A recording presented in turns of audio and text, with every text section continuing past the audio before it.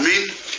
Voilà, que Dieu soit béni ce soir. Ce soir, je suis heureux, une fois de plus, d'être réunis au nom de Jésus. Et je tiens ce soir à vous remercier de votre fidélité, de votre sérieux. Amen. Vous savez, avant-hier, hier, on a été bénis. On a été bénis par la parole de Dieu. La parole de Dieu nous a fait du bien hier. Et ce soir, elle va continuer à nous faire du bien. Alléluia. Amen. Je sais que ce soir, vous allez être bénis de la part de Dieu. Parce que Dieu va parler dans votre cœur. Amen. Et je tiens à vous remercier à tous de votre fidélité. Et je sais que ça vous fait du bien. Je sais que vous êtes bénis de la part de Dieu. Amen. Donc voilà. On va faire une lecture dans 1 Samuel 16 du verset 1er. Écoutez bien, l'Éternel dit à Samuel, quand cesseras-tu de pleurer sur Saül? Amen. L'Éternel dit à Samuel, quand cesseras-tu de pleurer sur Saül? Elle dit que Dieu a rejeté Saül, le roi Saül, qui était roi d'Israël, à cause de sa désobéissance. Oui, Saül avait désobéi et Dieu avait rejeté. Alors, le prophète, la Bible dit qu'il pleurait. Il pleurait parce qu'il aimait Saül. Il aimait de tout son cœur. Et ensemble, en tant que roi d'Israël, il y avait déjà beaucoup d'années qu'ils se connaissaient, qu'ils étaient ensemble. Alors, le prophète pleura de tout son cœur. À tel point, écoutez bien, à tel point que l'Éternel dit à Samuel, quand cesseras-tu de pleurer? En voulant dire, cesse de pleurer. Quand cesseras-tu de pleurer sur Saül? Laissez-moi vous dire que Dieu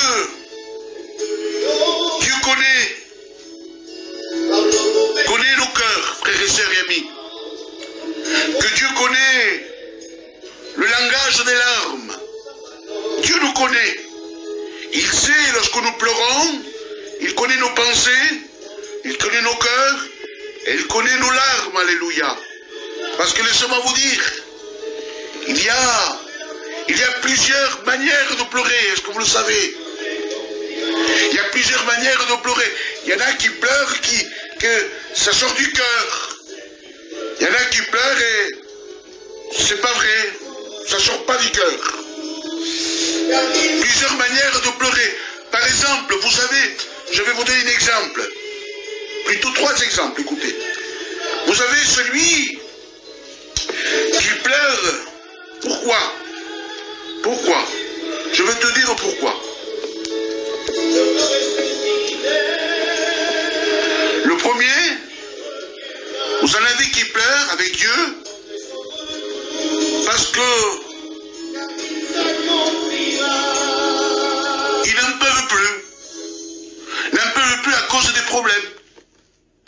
Ils sont fatigués. Oui, ils sont fatigués. Ils ne s'en sortent pas. Alors qu'est-ce qu'ils font? Ils pleurent avec Dieu. Ils ont des problèmes. Problèmes dans la maison. Problèmes d'argent. Problèmes de famille. Et problèmes de maladie. Alors qu'est-ce qu'ils font? Ils se mettent à prier. Ils se mettent à pleurer avec Dieu. Ils pleurent. Ils demandent à Dieu. Deuxièmement, vous savez, celui qui pleure, celui qui pleure parce qu'il a l'amour des âmes. Il pleure pour ses frères. Il pleure pour sa sœur. Il pleure pour l'église. Il pleure pour le pasteur. Oui, il y en a comme ça. Ils pleurent parce qu'ils ont l'amour des âmes. Et ils pleurent devant Dieu. Et Dieu connaît, Dieu le sait. Mais, écoutez bien, il y en a qui pleurent. Pourquoi ils pleurent? Il y en a qui pleurent parce qu'il y en a toujours, écoutez bien, et comprenez-moi le sens que je vous le dis. Ils pleurent parce qu'ils font le mal. Ils font le mal. Ils critiquent toute la journée. Ils pointent du doigt. Il y a la méchanceté du cœur. Ils pêchent. Et après ils demandent pardon à Dieu. Et le lendemain, ça recommence. Ils pêchent. Ils critiquent. Ils font le mal. Et là, ils disent c'est pas moi. C'est pas ma faute. Je voulais pas le faire. Mais ils sont là. Et le lendemain, ils demandent pardon. Puis le lendemain, ça recommence. À quel point qu'ils ont la critique. La critique est dans leur cœur. Et croyez-moi que, frères et sœurs, la critique, une parole, eh bien, elle peut tuer. À cause de la critique. Ces gens-là, je les appelle les meurtriers. Mais comment les meurtriers? Les meurtriers, je les appelle. Pourquoi les meurtriers? Je veux te dire pourquoi. Écoute bien, un jour, il y a eu deux frères. Et ces deux frères, ils s'aimaient de tout leur cœur. Ils avaient vécu ensemble. Et un jour, entre eux, il va y avoir une petite dispute. Et au lieu de le frère qui avait tort, ou même raison, au lieu d'aller et dire frère, excuse-moi, je te demande pardon. Non, vous savez ce qu'il a fait? Il a critiqué. Et il a tellement critiqué. Il a dit des choses sur ce frère.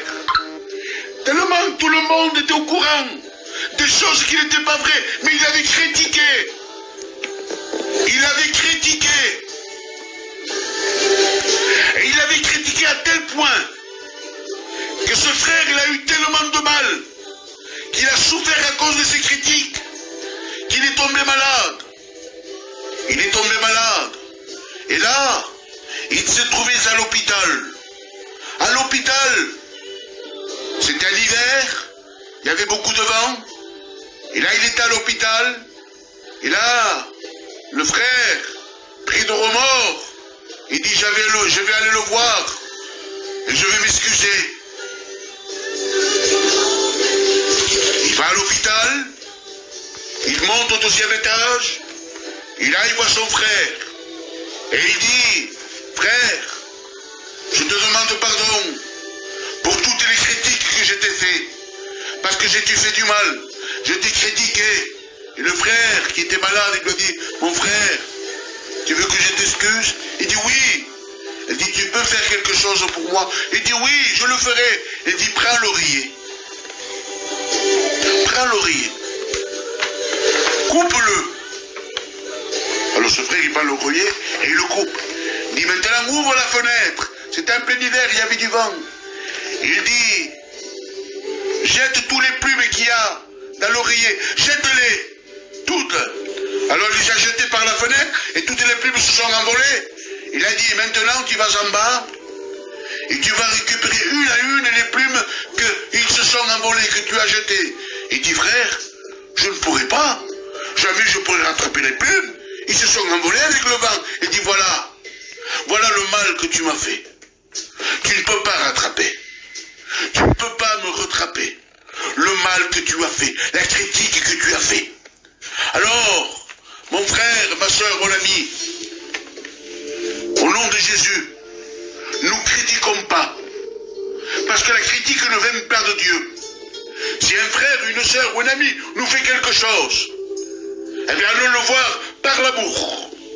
Et s'il faut demander pardon, on demande pardon. C'est ça. C'est ça l'attitude d'un frère qui a l'amour, d'un frère qui aime son frère. Oui, c'est ça. Voulez-vous savoir pourquoi Dieu a rejeté Saül? Savez-vous pourquoi? Je vais vous dire pourquoi. Parce qu'un jour, il va donner un ordre à Saül. Il l'a envoyé dans un village. Et il lui avait dit tout. Tue tout. Homme, enfant, femme, bétail, tue tout. Et là, lorsqu'il est là, il tua tout le monde. Mais il dit qu'il va garder un petit troupeau. Un petit troupeau. Oui, de moutons. Et là, lorsque le prophète arrive, il dit, voilà, tu as tout tué, il dit, oui, j'ai tout fait, tout ce que Dieu m'a dit de faire. Et là, il entend les cris de moutons, du bétail. Et il dit, mais qu'est-ce que j'entends? Qu'est-ce que j'entends? Et là, écoutez bien, et là,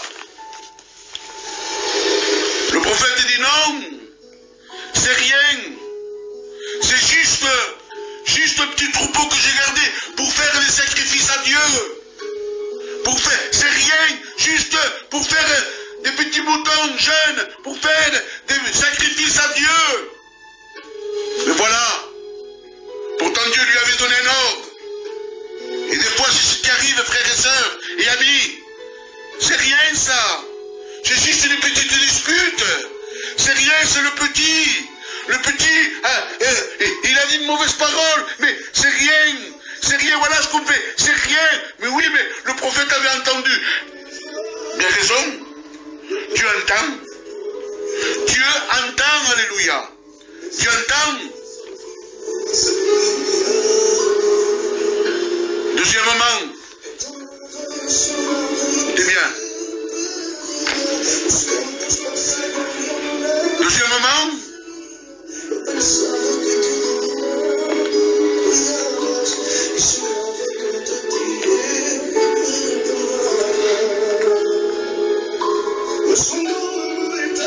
alléluia.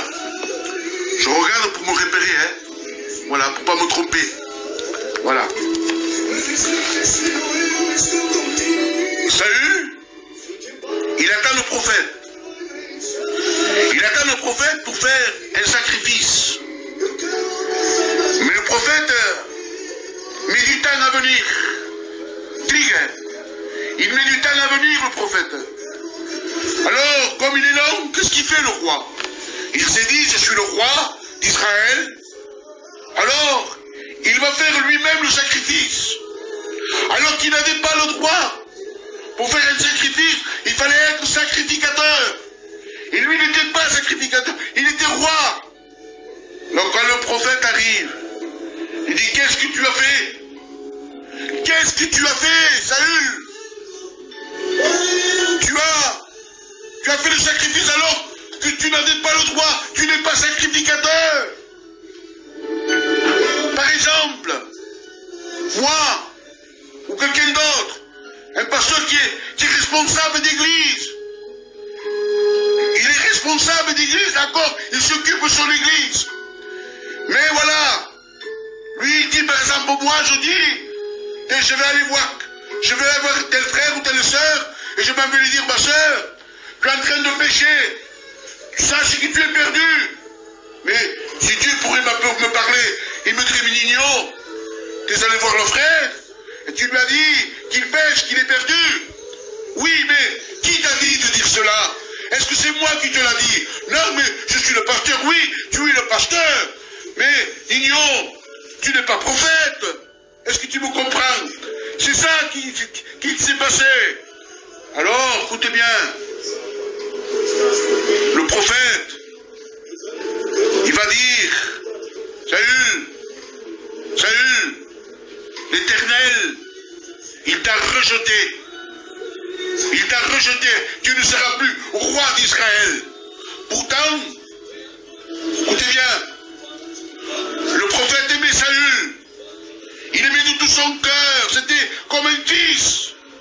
Parce que la Bible dit qu'il pleurait pour lui. Il a pleuré.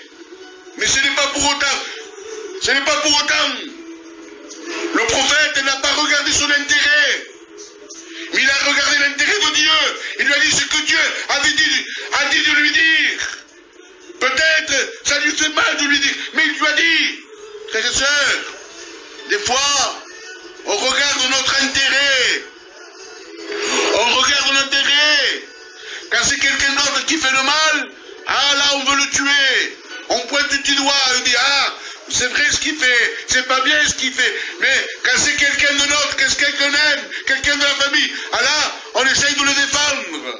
Et de dire, peut-être non, peut-être c'est pas sa faute, mais il faut voir quelque chose. Il ne faut pas regarder notre intérêt, il faut regarder que l'intérêt de Dieu, il faut écouter la voix de Dieu. Est-ce que vous me comprenez? Même s'il y a des choses difficiles à dire. Parce que des fois, il y a des choses qui sont dures, qu'on ne peut pas peut-être dire. Mais si Dieu te le demande, si Dieu te le dit de le dire, alors, écoute la voix de Dieu, alléluia.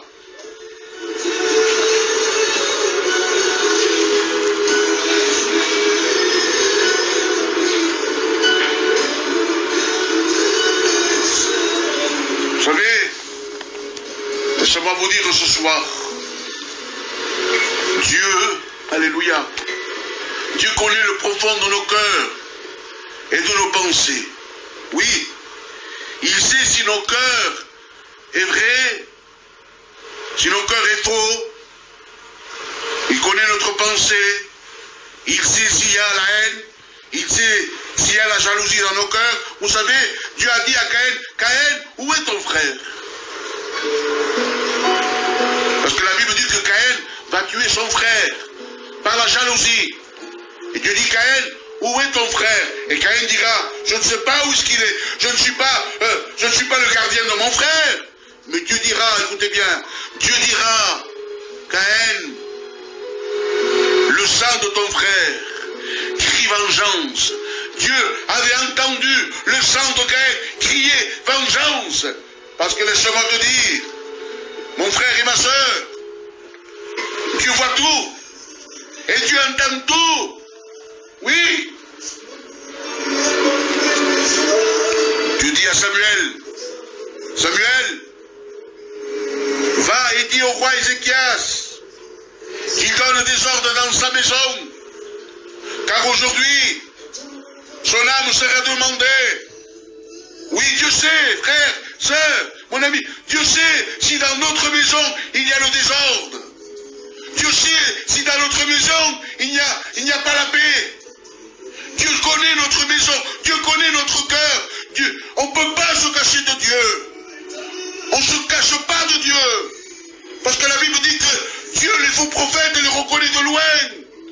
Dieu connaît ton cœur, Dieu connaît ta pensée, Dieu connaît ta jalousie, Dieu connaît ta haine.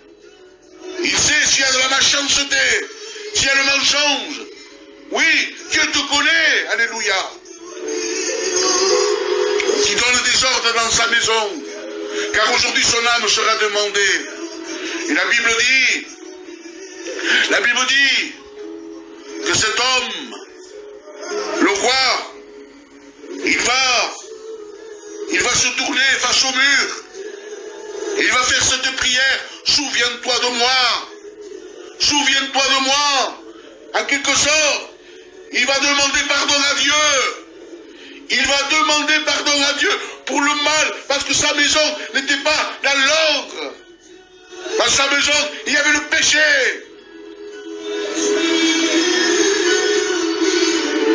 Ce que Dieu te demande ce soir, ce que tu te tournes du péché, ce que tu demandes pardon à Dieu, c'est ça que Dieu veut, que tu lui demandes pardon. Oui, c'est ça. Alors ce soir, mon frère, ma soeur, mon ami, parce que Dieu te connaît, parce que Dieu connaît notre maison. Et s'il y a le péché, s'il y a la haine, s'il y a le mensonge, s'il y a la jalousie, alors ce soir, demande pardon à Dieu. Demande-lui pardon, alléluia. Oui, Dieu pardonne, alléluia. Dieu nous pardonne. Parce qu'il ne faut pas oublier, il ne faut pas oublier, frères et sœurs et amis, que nous devons obéir à Dieu. Nous ne faisons pas ce que Dieu ne fait pas, ce que Dieu ne te dit pas de faire. Mais reste à ta place. Reste à ta place ce soir. Ne veux pas faire. Ne veux pas faire quelque chose que Dieu ne t'a pas demandé. Reste à ta place. Et si Dieu veut te donner quelque chose, il te le donnera. Mais attends Dieu. Laisse faire Dieu. Parce que Dieu a un plan pour toi. Et lorsqu'il sera ton temps venu, Dieu t'ouvrira les portes. Il t'ouvrira les portes, mon frère, mon ami, ma soeur. Alors ce soir, restons à notre place. Obéissons à Dieu. Alléluia. Ne critiquons pas. N'ayons pas la haine. Non. Ah, ce frère, il aime plus ce frère que moi. Il fait plus attention de lui que de moi. À moi, il ne fait pas attention. Il ne me regarde pas. C'est un mauvais frère. Non. N'aie pas ce comportement. Laisse faire Dieu. Laisse faire Dieu. Et Dieu te mettra là où lui il voudra. Alléluia. Alléluia. Que Dieu soit béni. Amen. Vous savez, frères et sœurs, et amis, je vous le dis de tout mon cœur.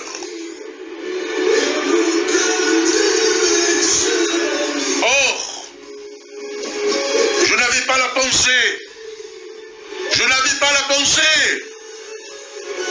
Vous savez, un jour, on m'avait proposé l'église de la cité Belus. Et moi, je ne voulais pas. Je ne voulais pas parce que je ne me sentais pas capable. Je disais, je ne suis pas capable. Je n'ai pas la capacité. Et je disais, non. Non, vous m'excuserez les frères. Mais je ne peux pas. Je ne peux pas. Écoute bien. Écoute bien. Et là, les frères venaient me voir. Ils venaient me voir, me suppliant. Et moi, je disais non, non, ce n'était pas ma pensée. Mais un soir, j'ai fait cette prière à Dieu. J'ai dit, Seigneur, si c'est ta volonté, si c'est ta volonté, je lui avais demandé quelque chose, comme ma compagne ne le savait pas. Personne ne le savait. Et ce que je lui avais demandé, c'était quelque chose d'impossible. S'il y a quelqu'un qui vient me voir et il me dit ça, ça et ça, je comprendrai que c'est toi qui veux que je prenne l'église.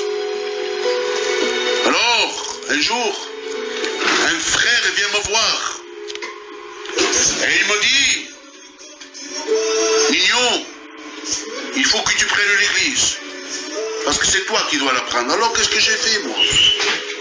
Qu'est-ce que j'ai fait? Pourquoi tu dis ça, frère? Pourquoi tu dis que c'est moi? Il dit non, non, non, frère, il dit.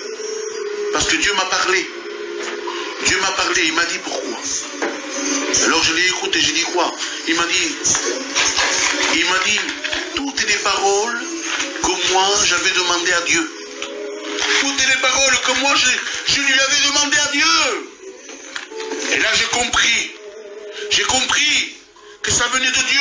Alors j'ai dit, Seigneur, Seigneur, ça vient de toi. Tu veux que je prenne l'église, Seigneur? Et Dieu m'a dit, oui, prends-la. Et moi, je te bénirai. Je peux vous promettre, frères et sœurs, moi et ma compagne, tous les deux, on a pris l'église. Et pendant 2 ans, on a été richement bénis. L'église a été bénie en toutes choses. En toutes choses. Tout ce que je faisais, tout ce que je touchais était béni de Dieu. Béni. Je n'avais pas un jour de repos. Un jour, moi et ma compagne, un jour de repos. Aujourd'hui, on va se reposer. Non, tous les jours, on était là, en action et en avant, et travaillait. Dieu bénissait, Dieu bénissait, Dieu bénissait. Pourquoi? Parce que c'était la volonté de Dieu. Parce que c'est Dieu qui le voulait. Alors ce soir, n'occupe pas une place. N'occupe pas une place, ne veux pas qu'il ne place quelque chose que Dieu ne t'a pas demandé. Est-ce que tu me comprends? Laisse faire Dieu. Si c'est la volonté de Dieu, elle va s'accomplir. Mais si ce n'est pas la volonté de Dieu, laisse faire Dieu. Alors ce soir, mon frère, ma soeur, mon ami, ce soir, restons à notre place et cessons de pleurer. Ah, oui, tu as dit, l'Éternel a dit à Samuel, quand cesseras-tu de pleurer? Alors ce soir, mon frère et ma soeur, cessons de pleurer. Cessons de pleurer parce que Dieu, alléluia, Dieu est avec nous. Et Dieu ne veut pas que tu pleures. Non, Dieu ne veut pas que tu pleures. Ne pleure pas, tu es en train de pleurer tout seul, chez toi, dans ta maison, dans ta voiture. Ne pleure pas, mais pleure avec Dieu. Pleure avec Dieu, alléluia. Ouvre ton cœur à Dieu. Exprime-toi à Dieu. C'est ça que Dieu veut. Et tu verras que Dieu te dira, ne pleure plus. Je veux te donner la paix. Je veux te donner la joie. Alléluia. Que Dieu soit béni. Amen. Que Dieu soit béni. Alors ce soir, je veux te dire merci ce soir. Merci parce que la parole de Dieu, je sais qu'elle touche ton cœur ce soir. Je sais que Dieu parle dans ton cœur ce soir. Et que Dieu fasse, alléluia. Que Dieu puisse te parler dans ton cœur. Oui, Dieu connaît tes larmes, mon frère. Dieu connaît tes larmes, ma soeur, mon ami. Dieu connaît tes larmes. Dieu connaît ton cœur et Dieu connaît ta pensée. Alors ce soir, pleure avec Dieu. Pleure avec Dieu. Ne pleure pas tout seul. Alléluia. Avec ces quelques paroles, je vais vous quitter dans la paix de Dieu. Alléluia.